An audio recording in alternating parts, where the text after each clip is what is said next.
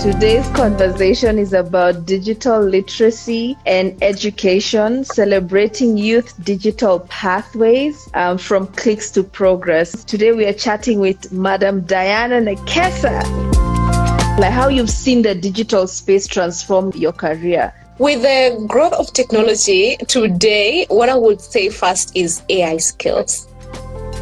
Also, the beautiful thing about it is that it has limitless possibilities of what you could do with it.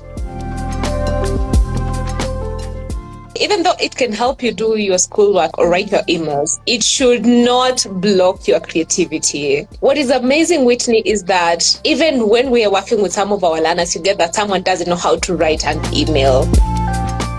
Someone will write an email like they're writing a WhatsApp message. So digital literacy basically is the different tools that we use every day. Welcome to the Storybook Africa podcast, a sanctuary of inspiration and transformation for the vibrant youth of Africa. Through the power of stories, we weave together the threads of resilience, hope, and cultural heritage, empowering young Africans to embrace their unique journeys with courage and confidence.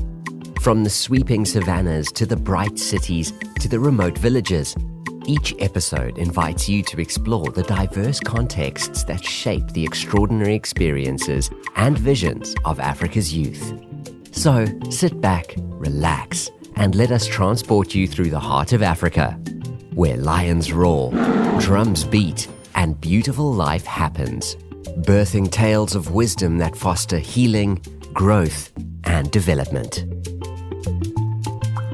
Today we have a very interesting guest. Her name is Diana Nekesa, who's the Student Recruitment Analyst at Sun Technologies, and she's a certified Salesforce administrator. Karibu sana, Diana. We look forward to hearing more about you. And for those who are joining us for the first time, my name is Whitney Mwangi.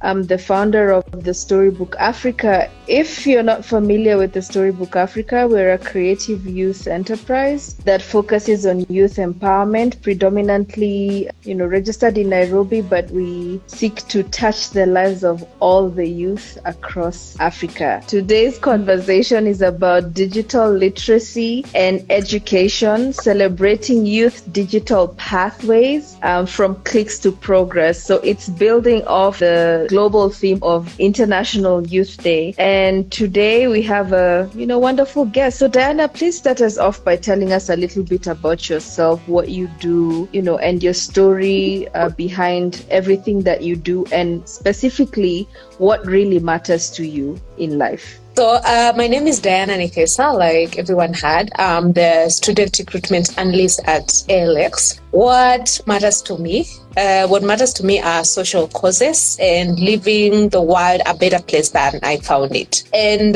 this roots from how I grew up. I grew up in a community where I saw people supporting each other, even though most of them lacked. Like, people lacked, but they supported each other a lot. And I was lucky enough to have been born in a family where I got everything that I needed. But then seeing this around me and even seeing young people lacking the most of basic needs like education made me know and understand my privilege and say that I would leave this world a better place. I would touch other people's lives. I would impact. I would leave people better than I found them. And I hope I do that every day, because sometimes I might brush shoulders at the end of the conversation. Someone is not happy, but I will make time. If I notice that, I will call and apologize and say, oh, I'm sorry, I made. That was not how the conversation was supposed to be. And so I truly believe that there is a possibility of a world where all people have access to equal opportunities and resources across different social groups, be it age, be it tribes, be it race, religion. I believe we have the possibility of that, and I hope one day we get there as humanity, and I'm part of that.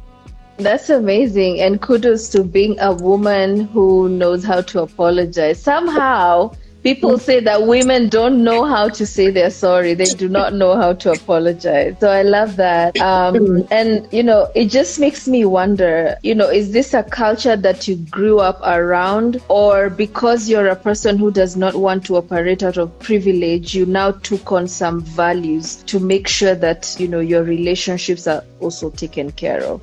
It's a culture that I grew up around. So from my parents, I grew up seeing my parents give. I told you, among this committee, you can see people are lacking. But I would see my dad supporting them, paying fees for some of the children. And my mom is a teacher. And you know how teachers are nurturers. Right. So I saw that and I was I think being a firstborn also contributes to it, because there is a lot of responsibility. There's a lot of selflessness in that. And largely is the culture and who I grew up to be as a person. I think I held on to those values until date. Yeah.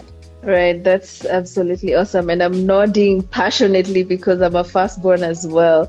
So I understand all that comes with that, and having to be selfless and care about everyone else in the society. So this a lot of what you bring to your, day-to-day role. I understand that you are a sales recruiter at ALX, as you said, and also you have a bit of background in Salesforce. Tell us a bit about that as well. Okay, so my day-to-day job at ALX as a student recruitment analyst, people confuse that recruitment with recruiting for jobs. I see. But so I'm part of the marketing department, and what we do is that we talk to different young people about the amazing programs that we have at ALX, introducing them to those programs, telling them the benefits and the possibilities of what those programs could do for them. So basically that is what I do on a day-to-day. I do partnerships with universities, with colleges, because they have the young people that we are looking to work with are in those places. So that is mostly what I do from day to day, and also hosting events like open days where people who are interested in our programs actually come to our spaces and we can talk to them about it. About my Salesforce background, but Salesforce is not really sales. So Salesforce is a CRM platform,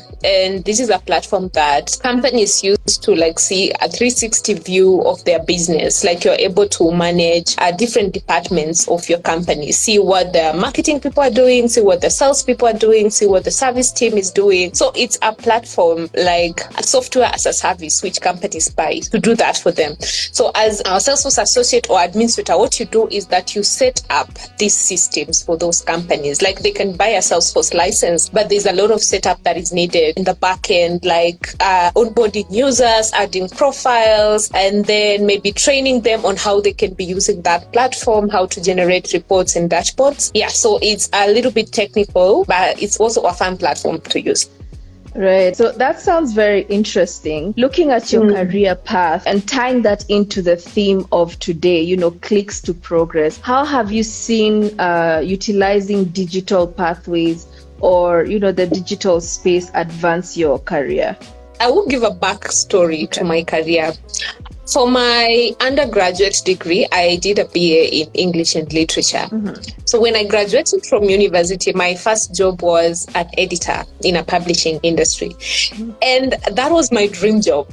For sure. I said all the time when I was in uni, I always said I wanted to be a chief editor for a big publishing firm, and that was a beautiful dream. I mean, I still have people who do that, right? But then I got into the work and I started doing it. So I was an editor. I've been working there, but I started reflecting on my career as well. I'm like, this is not meeting my mission, and my mission is to impact people. I can sit behind my desk and edit as many books as possible. I mean, people love books. I love books. I love literature. But then I was not directly or even largely impacting people's lives through that. So I started speaking to a couple of friends, and I'm like, I feel like I'm not doing what I want to do. I need more passion. I need a challenge, and I need to be somewhere where I can make real change. And so one of my good friends told me, you can start by upskilling and then looking for other opportunities. So at that time, the mindset when you come from school is, I'm only going to practice what I studied in school. Right.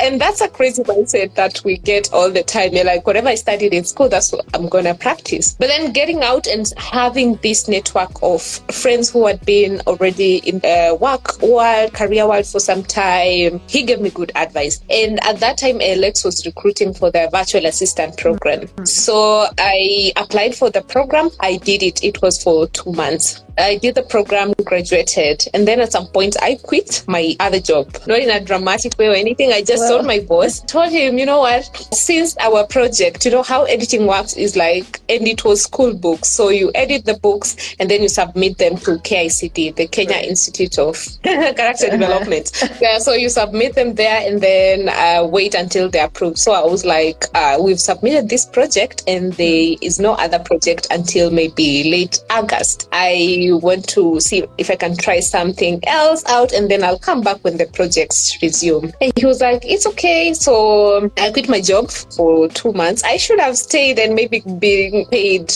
during that period. But yeah, I did. And I was looking for opportunities because one thing I knew is if I stayed there, I wouldn't have the time to actually look for opportunities exclusively and be like, seriously, guys, I want another job. So luckily, after some time, I think 2 months, Alex, they advertised a role for a business development intern and I applied for it. And luckily also, I got in. First, I was like, okay, who applied for this role that I got in? Because I'm like, I'm an editor. I have no memory of this.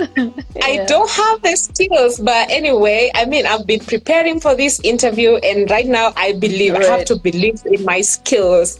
Funny enough, it's a long story because I had also gotten another job as an editor. You know, where you've been home for 2 months, you're like, I'll apply for many jobs. I had gotten another job at, was it Moran Publishers or Longhorn? But one of those companies. But then I saw the Alex one, which was an internship, and I was like, no, I'm taking this one. I'm taking the internship and leaving the job.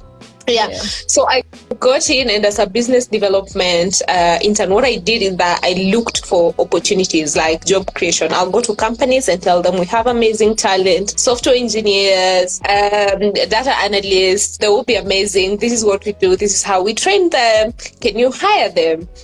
And that is basically what I did at that time. And I did it for almost 6 months. And then so I transitioned into the role that I have now, which is joining the marketing department. And now what I do is that I introduce still young people to this amazing program. So the skills, the digital skills that I've learned literally helped me transition my career and actually land a new job. And that's interesting that you talk about the journey from the standpoint of transitioning, I would say from the outward perspective, where you see the opportunities, you apply for them, and, you know, you go for the interviews, etc. But what I hear from you on the back end is also the resilience of, making sure that you're still pursuing opportunity. You know, resigning from a role takes a lot of courage, resilience, and pushing yourself and still finding out what's out there. And even in the moments of doubt, you still, encourage yourself to pursue that thing that brings you closer to seeing change in the community. Right, which seems to be the thing that you really love. So interesting, and it sort of reminds me or emphasizes to me that beyond the digital space is a channel, but we also have to apply other values and principles, etc. There's a lot of work that you still have to put in, and you also just have to know, you know what, I can do this and I'm going for it. Right. And create networks, like talk to people when you're stuck. Like talking to my friends helped, because maybe if I stayed 2 years later, I will be in a miserable role where I feel like, you know what, I'm just actually being daring and saying, I'm making the move and this is the time. Kudos to you for your courage. And I hope everyone who's listening to us is getting the inspiration as it comes. Don't you just love stories? Stories shape how we understand the world, our place in it, and our ability to change it. We are all products of our backgrounds, perceptions, and experiences, which form how we interpret the world. So we all have unique stories to share. You too can inspire the world with your story. The Storybook Africa accepts stories under 3 categories all year round: young and on fire, Note to Younger Self, and Dear Diary. You can also join us to transform the lives of youth in Africa by 1. Participating in youth empowerment projects we run, through which we partner with businesses owned by young Africans to host events, run campaigns, or award grants for business expansion. 2. Submitting or buying a digital product from our e-shop, which is a hub of amazing items that can support the community's healing, growth, and development journey crafted by young Africans. Excited to partner with us? Visit our website today for more information: www.thestorybook.whitneymwangi.com. Today we are chatting with Madam Diana Nekesa. She's Kenyan. People say we know Kenyans from their forehead. I don't know about that. I just know we are fine, and no one's gonna take that away from us. Diana is a certified Salesforce administrator, and she's also a student recruitment analyst at ALX. And she's just been taking us through her journey, telling us about herself, what she does through her roles, what really matters to her, and the values that define who she is as a person. Diana, to my next question, you've shared with us your journey, what matters to you, and some of the skills that you had to apply, how you've seen the digital space transform your career. What 5 top skills do you see young people need to embrace to make sure that they get the most out of this growth that we are seeing with the digital space? Yeah, so with the growth of technology today, what I would say first is AI skills. And that is because AI is kind of new in Africa. It is newish and it's fast growing. It is rapidly growing and there is no stopping it, honestly. So the beautiful thing about it is that it has limitless possibilities of what you could do with it if you just learned how to work with it. It could help you in your schoolwork if you're still in school. It will help you with your career. People who are bored by writing emails. Right. What I would say is, even though it can help you do your schoolwork, your coursework, or write your emails, it should not block your creativity. Right. Like, sit down, say, okay, I'm drafting an email, draft it, or draft your whatever it is. If it's a paper you're writing or an essay, draft it, and then say, I have given it 100%, but then I want this AI to make it excellent. So if I was only giving 100 and then I prompt AI to give me a better version, it's 100 plus 50 or 100 plus 100. So it becomes an amazing thing. And there's a lot of AI tools to do a lot of different things, to automate a lot of tasks, and even just generative AI that can even help you think about strategies if you are running a business or if you're working on a project. And these skills, you can't not know them. I don't know how to put that. Everyone needs to learn AI skills. Another thing I would say is digital literacy. What is amazing, Whitney, is that even when we are working with some of our learners, you get that someone doesn't know how to write an email. They don't know an email has a subject and then the body and then you're signing it off. Someone will write an email like they're writing a WhatsApp message. So digital literacy basically is the different tools that we use every day, like the Google Suite. Can you create presentations and in a fun, creative way, like play around with those tools? Like Asana, you apply to a role in a company and they're using some tools and to you is alien. Don't be that person. Familiarize yourself with some of these tools that different companies use. Other skills I would say are professional skills, or what we normally call soft skills. Now, this is where the rain starts beating us, mostly the tech people. Most techies will say, like, techies are introverts. Now, you don't want to communicate with people. How are you going to work with teams? And these skills are just basic skills like teamwork, like leadership, like critical thinking. There is no manual to these skills. There are no notes. There is no theory. There is no paper written on how you can be a good team worker. Yeah, maybe you can get it on Google and someone tells you tips to be a better person when working within teams, but this is a skill that has to be practiced. Like, you have to put it into play and you try it again and again and again until you become a better person. Even communication and communicating effectively. We learn every day. Even for me, I would not say I'm the best communicator at the stage where I am at. I aspire to do better. And so these are skills that you practice and practice them every day. At ALX, we call them meta skills. And these are some of the skills that our learners go through before they even start doing the technical part of their programs. Employers actually value these skills more than the technical skills. And this is because sometimes the technical skills, you are able to learn them on the job, but not soft skills. They are your habits. They're what you do every day. I absolutely agree with you, because as you're speaking, I'm just thinking 30% of my job is actually what I learned, is the technical, but 70 is the politics, the drama, the people management, the soft skills and all that. So I feel you when you talk about how necessary it is to, get conversant with the soft skills.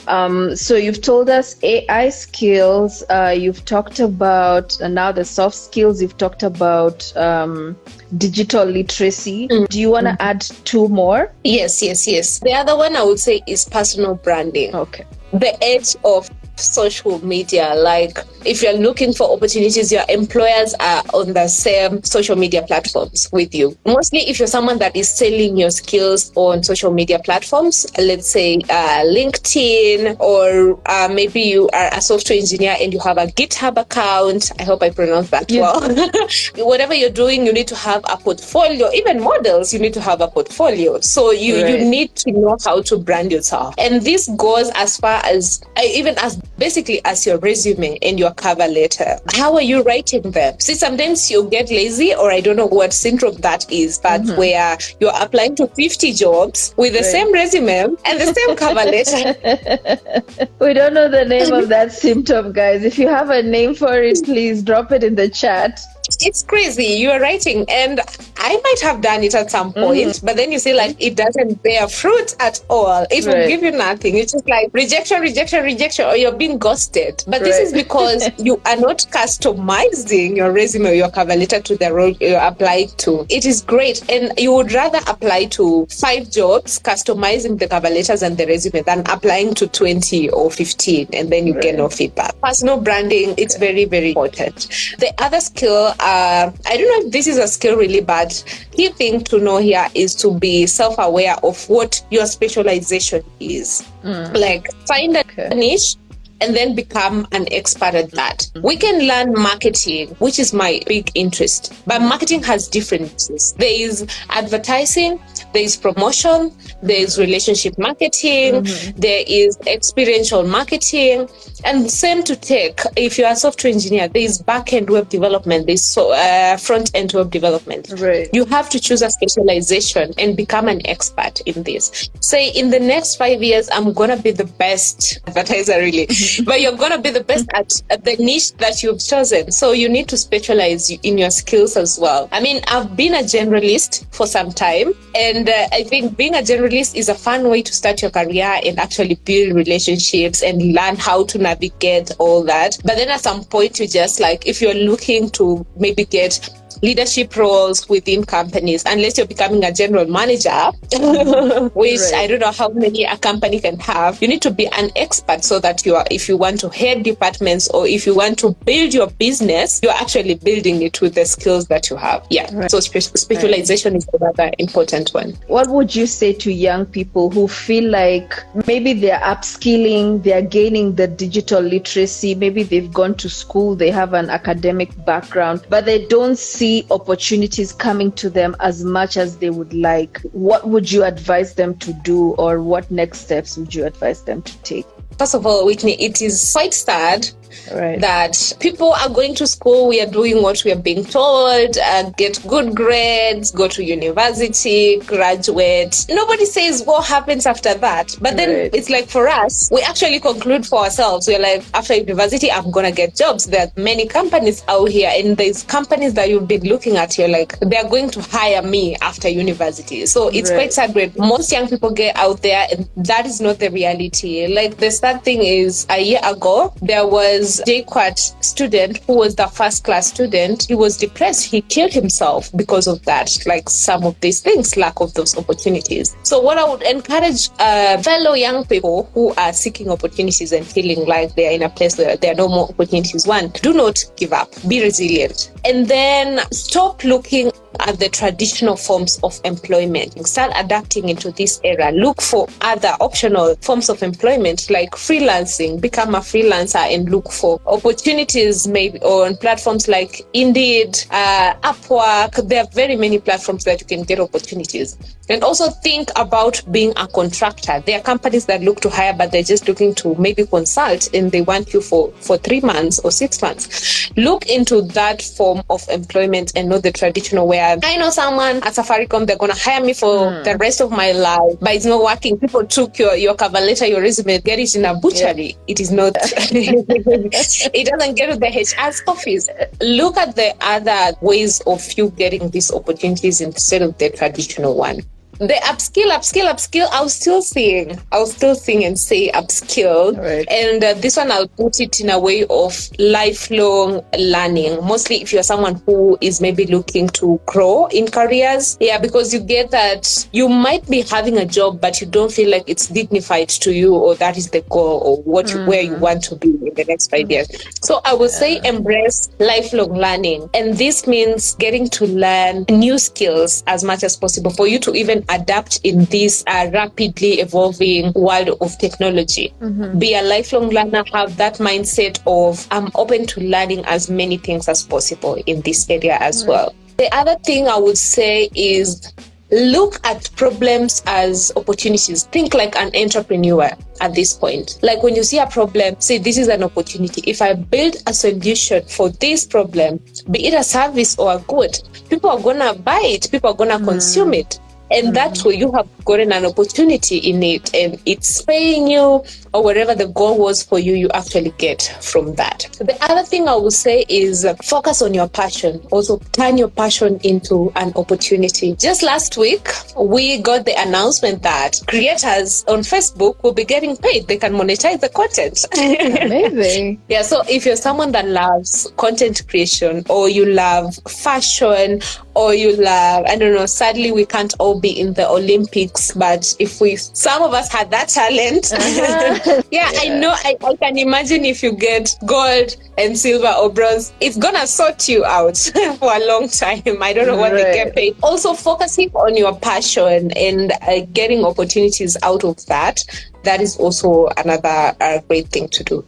Those are all interesting points. And I remember something that you said earlier on that, talking to people in your community, just being a part of a community, because I noticed that there are people who they are learning. Yes, they have good personal branding, all that. They're doing what you've recommended, but still on the inside, they feel like something is wrong with them because they're not getting the results they're looking for. The amount of investment they're making is not really giving them the returns they would expect. But then when you have conversations with your peers, you realize there's nothing wrong with you. It's just the journey. It's just, the math of your income is not mathing, and it sort of encourages you to keep moving. So I think that was an important thing to come back to just build on what you've said. And I really appreciate your insights. Obviously, people who are supporting young Africans particularly are doing really well, because I just learned recently that only 1% of the population in Kenya earns an income of more than 100,000 Kenya shillings. So I don't know if that's based on the income that is documented by the government. I mean, the government is aware of that in their records, because obviously in Africa, Kenya is considered one of the wealthy countries that has a more stable GDP. So if that's the actual statistic, I don't want to imagine how many people are just, hustling and doing the hand to mouth. And I believe that what you're talking about in terms of gaining digital literacy and growing on this path is very important to everyone who's listening and who will get to listen.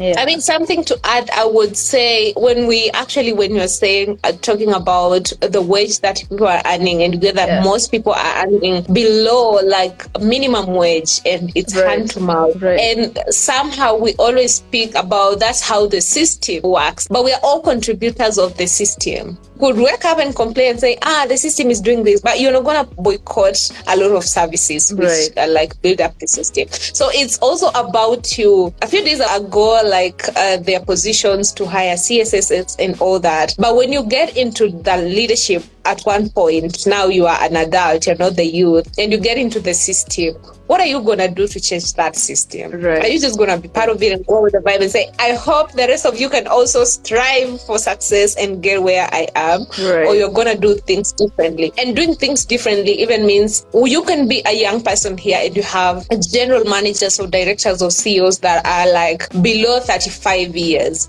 Right. What do you do within your company or within the group that you lead to ensure that we actually overcome some of these challenges that maybe young people are being paid less than they deserve or less than what their work entails? So you can be a change maker within your small group, because I know many young people right now who are leaders within different departments. Absolutely. So can you be the voice of change and actually do that? Other thing about you turning your passion into maybe an opportunity.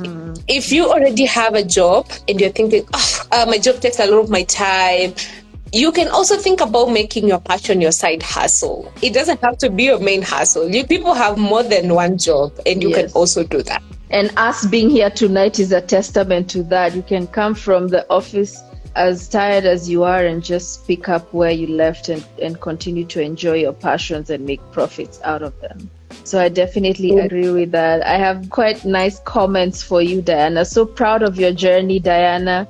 That's Omar. Muteu says, love that for you. And then Cynthia says, ALX be changing lives, and I'm so happy to see you empowering Africa's next generation. So perhaps any closing remarks you may have for everyone who's joining us, and also let us know where we can find you, website, social media, etc. Closing remarks, I would say it is never that serious also. This is one thing. Mostly, maybe you're someone who is applying for different opportunities and then you're getting the reject emails. Guys, just forget it. Delete that email and say, on to the next. Never that serious. Yes. If that was not mine, it was not my opportunity. If it was not yours, it was not yours. So you can get others. Just know it's never that serious. Right. Stay resilient, grow the networks, attend these networking events. It's never that serious. Be resilient, take the initiative, and network as much as you can. So you didn't tell us where we can find you on social media. Yeah, so you can find me on Instagram, iam.nekesa. On LinkedIn, Diana Nekesa. What other social media am I on? Find me on those two. Okay, perfect. LinkedIn and Instagram. Yeah. That's awesome. Thank you so much, everyone, and ciao. So that's our story. What's yours? Be sure to connect with us on social media at The Storybook Africa on Facebook, LinkedIn, and YouTube, or at @thestorybook_AF on Instagram and X. Subscribe to the Storybook Africa podcast today on Spotify and Apple Podcasts. Until we meet again, keep writing your own story, and may it be a testament to your limitless potential. Hakuna Matata for now, and remember, your story matters.